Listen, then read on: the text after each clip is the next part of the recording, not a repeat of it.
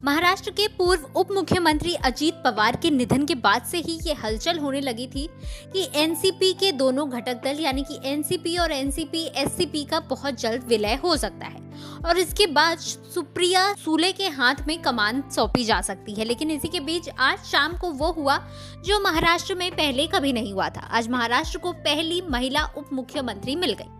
अजीत पवार की पत्नी सुनेत्रा पवार ने उप मुख्यमंत्री पद की शपथ ली। जिस वक्त पार्टी के दोनों धड़ों के बीच संवाद, सुलह और संभावित विलय की चर्चा हो रही थी, उसी वक्त सत्ता के एक अहम संवैधानिक पद पर सुनेत्रा पवार की ताजपोशी कर दी गई। इसके बाद ही कई सवाल खड़े हो गए हैं। सबसे बड़ा सवाल तो ये है कि क्या ये फैसला एनसीपी की नई रणनीति का हिस्सा है, जिसमें पहले सत्ता और बाद में संगठनात्मक एका की राह चुनी जाएगी।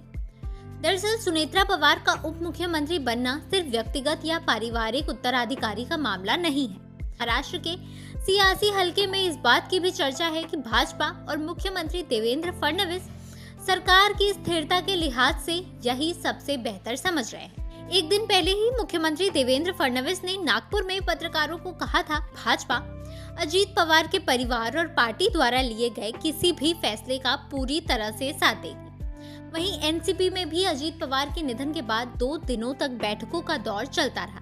ऐसे में सुनेत्रा पवार का पहले सरकार में शीर्ष पद स्वीकार करना सत्ता में पार्टी की मौजूदगी को तुरंत सुरक्षित करने का कदम माना जा रहा है। ऐसा कहा जा रहा है कि शरद पवार की नजर दोनों एनसीपी का विलय करके सुप्रिया सुले को पार्टी की कमान सौंपने का था। लेकिन इसी बीच सुनेत्रा पवार को उप मुख्यमंत्री बनाकर पार्टी ने एक बड़ा दांव खेला है। कहा जा रहा है कि इसके पीछे की पूरी रणनीति प्रफुल्ल पटेल और सुनील तटकरे की है। ये दोनों ही अजीत पवार के बहुत ही करीबी माने जाते थे और ये भी कहा जा रहा था कि अजीत पवार की ये इच्छा थी कि एनसीपी के दोनों दल एक साथ हो जाए। लेकिन अगर अजीत पवार के रहते ऐसा होता तो फिर उसका नेतृत्व अजीत पवार खुद करते।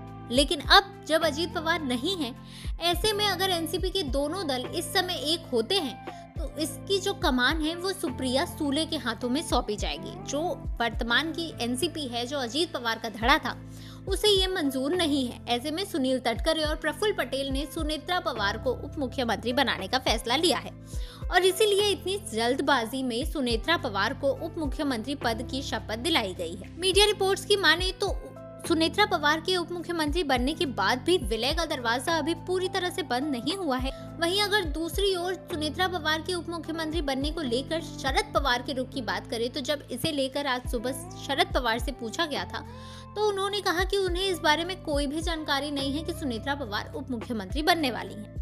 जबकि ये बात बहुत ही चौंकाने वाली है, क्योंकि मीडिया में बीते 2 दिनों से ये बात चल रही है कि अजीत पवार के बाद उनका उत्तराधिकारी अगर कोई हो सकता है तो वो सुनेत्रा पवार ही है। ऐसे में सुनेत्रा पवार को उप मुख्यमंत्री बनाया जा सकता है। लेकिन फिर भी शरद पवार ने जिस तरह से इस पर बेरुखी दिखाई है, उससे तो यही लग रहा है कि शरद पवार को एनसीपी का ये फैसला बिल्कुल भी रास नहीं आया है कि एनसीपी ने इतनी जल्दबाजी में सुनेत्रा पवार को उप मुख्यमंत्री बना दिया और दोनों पार्टियों के विलय के दरवाजे को भी बंद कर दिया। शरद पवार ने तो यहाँ तक भी कह दिया कि अजीत पवार की आखिरी इच्छा थी कि दोनों एनसीपी यानी कि एनसीपी और एनसीपी एससीपी जो शरद पवार के पास है, इन दोनों का विलय हो जाए।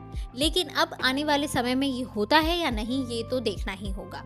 ऐसे में ये हो सकता है कि फिलहाल एनसीपी और दूसरी एनसीपी का विलय ना हो, क्योंकि जो मौजूदा स्थिति है उसमें एनसीपी मजबूत स्थिति में है। तो एनसीपी नहीं चाहेगी कि वो इस पार्टी को सुप्रिया सुले के हाथों में सौंप दे।